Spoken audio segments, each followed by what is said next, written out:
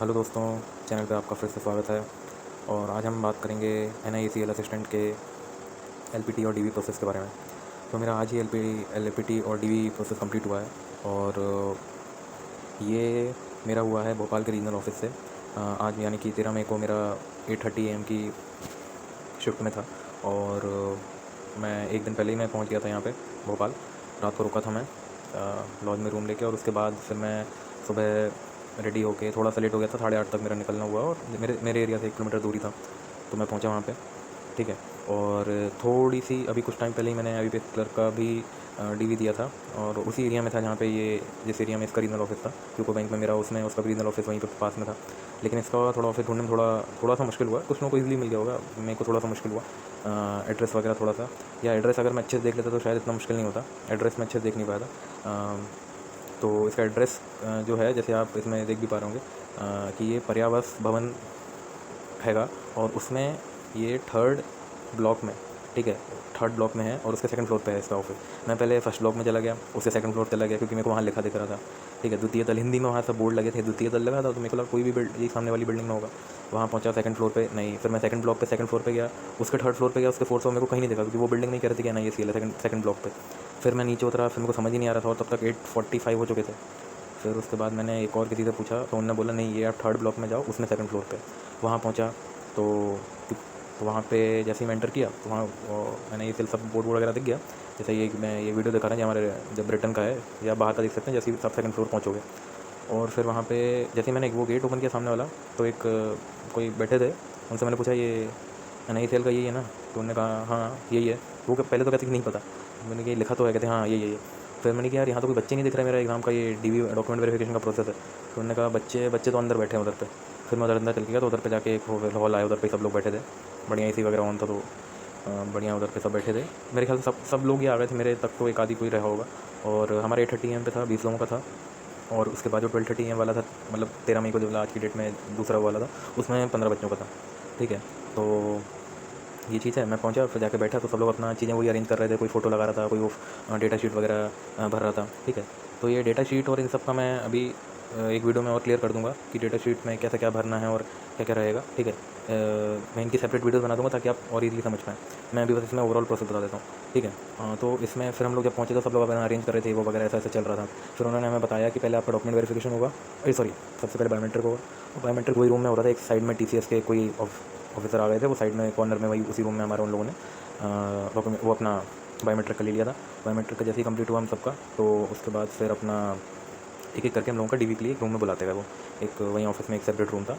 उसमें मेरे ख्याल से तो 2 से 3 बच्चों का एक साथ हो रहा था। 2 सर और एक मैडम बैठे थे, तो एक टाइम पे 2 से 3 बच्चों का एक साथ हो रहा था। लेकिन उसके बाद भी वहाँ पे आराम से हो रहा था, क्योंकि वो खुद एक डेटा शीट, मतलब एक शीट में हमारा डेटा फिल कर रहे थे हाथ से। तो उसमें क्या टाइम टेकिंग वो प्रोसेस हो रहा था। तो धीरे धीरे धीरे करके एक एक करके वहाँ जा रहे थे बच्चे।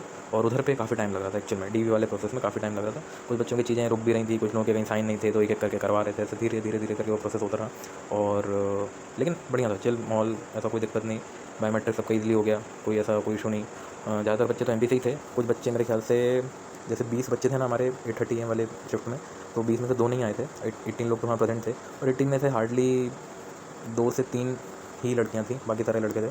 और अल्फ़ाबेटिकल ऑर्डर से चल रहा था मेरे ख्याल से। तो उन्होंने जो पूरा बुलाया है ना बच्चों को, वो अल्फ़ाबेटिकल ऑर्डर, तो सारे A नाम से ही बच्चे थे, मैंने जितना देखा आज जिनका आया था। ठीक है। तो ये बायोमेट्रिक हो गया। बायोमेट्रिक पर DV चलता रहा, धीरे धीरे धीरे धीरे करके प्रोसेस होता रहा।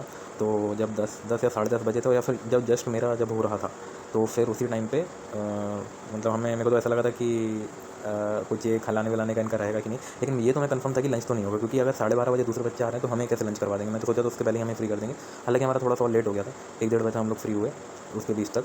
और लेकिन इन्होंने हमें करीब 10:30 के आसपास, 10:15 10:30 के आसपास इन्होंने हमें ब्रेकफास्ट के लिए ये बॉक्स दिया, मिस्ट्री बॉक्स। पहले उन्होंने क्या पता क्या होगा इसमें, नहीं तो पता चल गया था खाने का ही है कुछ। सो उसमें 3 पैकेट थे, एक में पोहा था, एक जलेबी का, एक समोसे का। अब मैंने पहले पोहा खोल लिया, मेरे को क्या पता जलेबी भी है। मैंने पोहा खा लिया, मेरे साथ में खा था। मैंने पहले पोहा खा लिया, फिर जलेबी, फिर वो करके। तो ये तो हो गया वो उसका नाश्ते का। और नाश्ते का जैसे ही फिर कंप्लीट हुआ, फिर DV मेरा तो हो चुका था। DV में कुछ नहीं, नॉर्मल। अब जैसे मेरी कैटेगरी तो जनरल थी, UR अनरिजर्व में। और एक एक करके डॉक्यूमेंट्स हम लोगों ने मांगे, सब कुछ ये वगैरह। और उन्हें जो डॉक्यूमेंट्स हम लोगों को जब बायोमेट्रिक हुआ ना, उसके बाद उन्होंने हमको बोल दिया था कि सारी चीज़ों के 2 सेट बनाने फ़ोटोकॉपी के, सेल्फ अटेस्टेड ठीक है, करके हर चीज़ों के 2-2 फ़ोटोकॉपी आपको लेके जाना है। मतलब वहाँ पे तो लिखा तो ऐसे एक फ़ोटोकॉपी है, लेकिन उधर उन्होंने 2 सेट बनवाए उनकी। अब ठीक है, उन्होंने अपने था और वो आराम से करवा भी रहे थे, जिनका नहीं है आराम से वो सब वहीं वहीं पे फ़ोटोकॉपी हो जाती। 2-2 सेट वो बनवा रहे थे, उसमें सेल्फ अटेस्ट वगैरह करना था, ये वो वगैरह, ठीक है, और अच्छे से चीज़ें फिल करके जानी थी और ऐसा। और इसी प्रोसेस हो रहा था। एक लड़का था, मेरा एक फ्रेंड था, उसका बस वो शायद SC या ST कैटेगरी की था, लेकिन उससे कास्ट सर्टिफिकेट सेंट्रल का बोल रहे थे। अब वो खुद कन्फ्यूज़ था कि बनता है कि नहीं बनता, लेकिन उससे कहा गया है कि तुम पहले पता करो बनता है, तो उसको बनवा के लगा था, टाइम दिया उसको। तो ऐसा था। और एक दोस्त अपना जो 12th का सर्टिफिकेट होता है, ठीक है, मार्कशीट होती है, सर्टिफिकेट होता है, पासिंग सर्टिफिकेट नहीं था उसके पास, तो शायद उससे बोला गया था कि आप बाद में सबमिट कर देने वो वगैरह। लेकिन बाद में भी, क्योंकि अभी इसमें मेडिकल का प्रोसेस होना है, तो आप इतना कोई इशू नहीं है, कोई डॉक्यूमेंट कम भी होता है तो वो चीज़ मैनेज हो जाएगी बाद में, वो चीज़ ऐसा रहेगा। तो डॉक्यूमेंट DV का भी प्रोसेस ईजिली सबका स्मूथली हो रहा था, और हमारा करीब मेरे ख्याल से 12:30 पौने 1 तक सबका DV का प्रोसेस हो गया था। DV का प्रोसेस होने के बाद, ठीक है, DV का प्रोसेस होने के बाद फिर हमारा आया LPT का नंबर। LPT का नंबर जैसे आया तो LPT के नंबर में सबसे पहले हुआ हम लोगों का एक, और जैसे जैसे जिन का DV होता जा रहा था ना, उसके बाद तुरंत लाइन एक एक करके सबका वो करते आ रहे थे, क्या अपना LPT। तो LPT में सबसे पहले क्या हो रहा था, 3 स्टेजेस में LPT हो रहा था, तीसरी स्टेज सबके साथ में हुई, और लेकिन पहले दूसरी एक के बाद एक होती। सबसे पहले उन्होंने एक एक स्टूडेंट को बुलाया, तो 2 चीज़ें तो उन्होंने साथ में करवा ली। क्या करवा ली? पहले करवा ली रीडिंग, और रीडिंग के ही साथ उन्होंने करवा ली स्पीकिंग। रीडिंग में या तो देखो, अब रीडिंग में क्या, न्यूज़पेपर एक वो लेके बैठे थे, पूरा न्यूज़पेपर थोड़ा किसी से कुछ पढ़वा ली, किसी से कुछ पढ़वा ली, हिंदी न्यूज़पेपर एक कोई सा रखे थे, और उसे सब एक पैराग्राफ, थोड़ी लाइन्स, कुछ लाइन्स ये वो वगैरह करवाते गए थे। फिर दूसरे तुरंत उसके बाद वहीं पे आपसे कुछ क्वेश्चन पूछ रहे थे वो, या तो ये हो सकता था किसी से रैंडम, ऐसा मैं आपको नहीं कह सकता कि यही चीज़ वो आपसे भी पूछेंगे, ठीक है। किसी से कुछ भी नहीं पूछ रहे थे, किसी से बस उनका घर का, फैमिली का, कहीं पापा का कुछ पूछ लिया, किसी से कुछ पूछ रहे थे कि न्यूज़पेपर में जो पढ़ा उसी से। अब एक फ्रेंड ने क्रिकेट का कुछ पढ़ा था, तो उससे IPL का भी कुछ पूछ लिया गया, किसी से कोई चीज़ का पूछ लिया गया, किसी से जैसे मेरे से NICL का पूछा।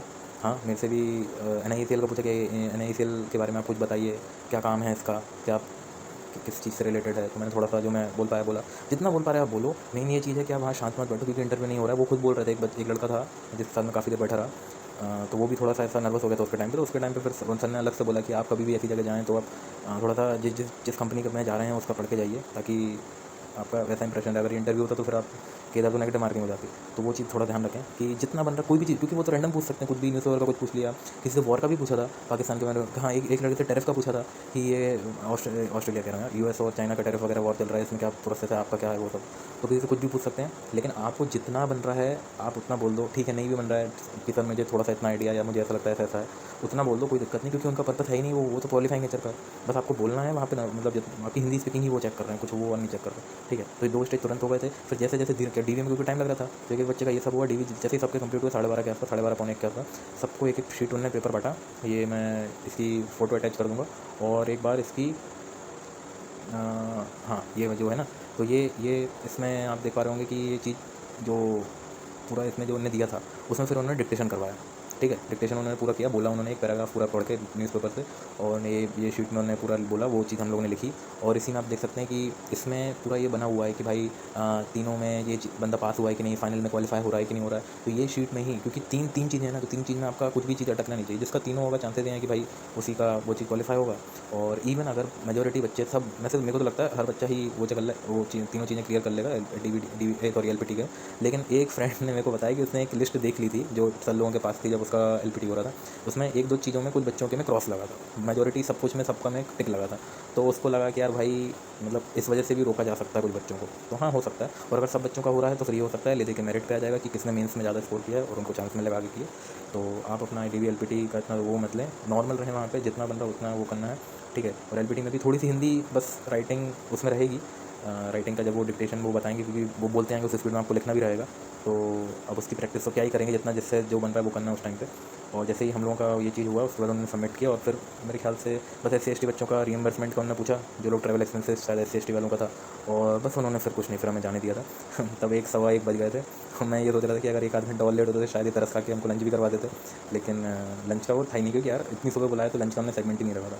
वो सिर्फ जो 12:30 वालों का, तो जिनका 8:30 वालों में उनका तो लंच नहीं मिल पाएगा भाई। इतना खुश होकर मत जाना यार भाई, बढ़िया लंच करके आएंगे, क्योंकि बैंक वालों DV में सब में वो सब ऑफर रहती, लेकिन 2 शिफ्ट में बुलाया है तो नहीं। वो दोपहर वालों का, हाँ, जिनका 12:30 का है उनके लिए बढ़िया है, लंच सर्विस भी रहेगी, बढ़िया आप इन्जॉय करें। और कोई डाउट रहता तो आप कमेंट सेक्शन में बताइएगा, मैं फिर उसे कवर करने की कोशिश करूँगा। चलिए, ओके, थैंक यू। और लाइक करें और सब्सक्राइब करें मेरे चैनल को। चलिए, थैंक यू।